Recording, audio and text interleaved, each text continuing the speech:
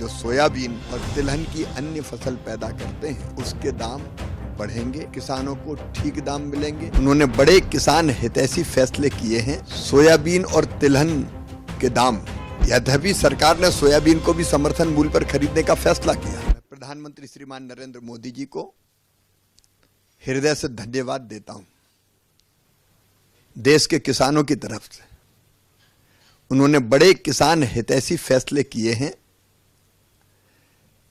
Soybean और तिलहन के दाम पिछले दिनों बाजार में कम हो रहे थे, उसके कारण किसान चिंतित थे।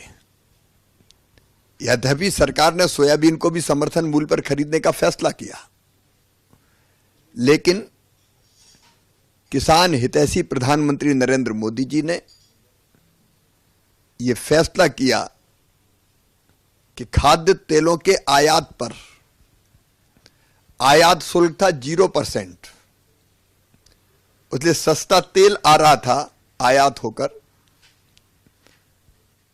फैसला किया गया कि आयात शुल्क बढ़ा के 20% कर दिया जाएगा और अन्य आयात पर जो शुल्क लगते हैं वो मिला के अब 27.5% आयात शुल्क लगेगा खाद्य तेलों के आयात पर। और इसका परिणाम यह होगा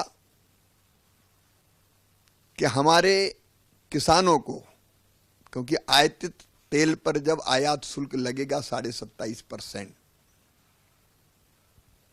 तो हमारे किसानों को जो सोयाबीन और तिलहन की अन्य फसल पैदा करते हैं उसके दाम बढ़ेंगे, किसानों को ठीक दाम मिलेंगे, क्योंकि हमारे स्थानीय बाजार में सोयाबीन की मांग बढ़ेगी और बाजार में जब मांग बढ़ेगी तो स्वाभाविक रूप से दाम बढ़ते हैं। इसलिए सोयाबीन उत्पादक किसान, चाहे वो किसी भी राज्य के हों,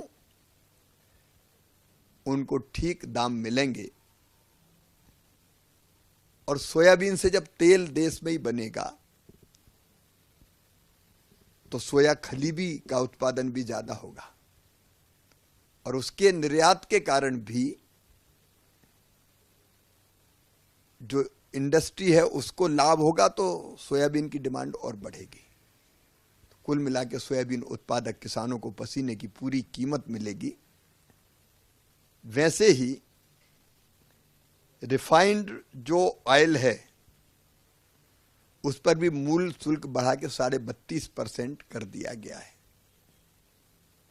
इन फैसलों का फायदा यही होगा कि चाहे सूरजमुखी हो, मूंगफली हो, इनके उत्पादक किसानों को अंततः फायदा होगा। प्याज के भी ठीक दाम मिल पाए, तो प्याज पे निर्यात शुल्क था 40%, इसलिए प्याज के निर्यात में कमी हो रही थी, अब वो घटा के कर दिया है 20%, जिससे प्याज का निर्यात होगा तो प्याज उत्पादक किसानों को ठीक दाम मिलेंगे। और प्याज के साथ साथ एक और बड़ा फैसला किया है।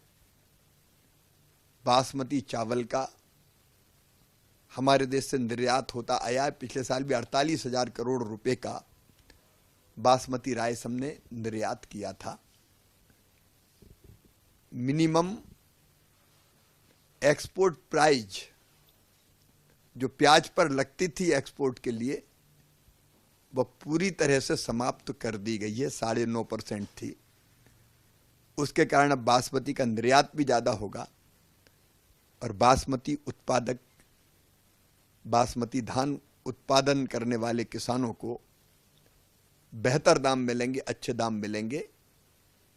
प्रधानमंत्री जी ने किसानों के पसीने का सम्मान किया है, मैं उनका हृदय से आभार व्यक्त करता हूं।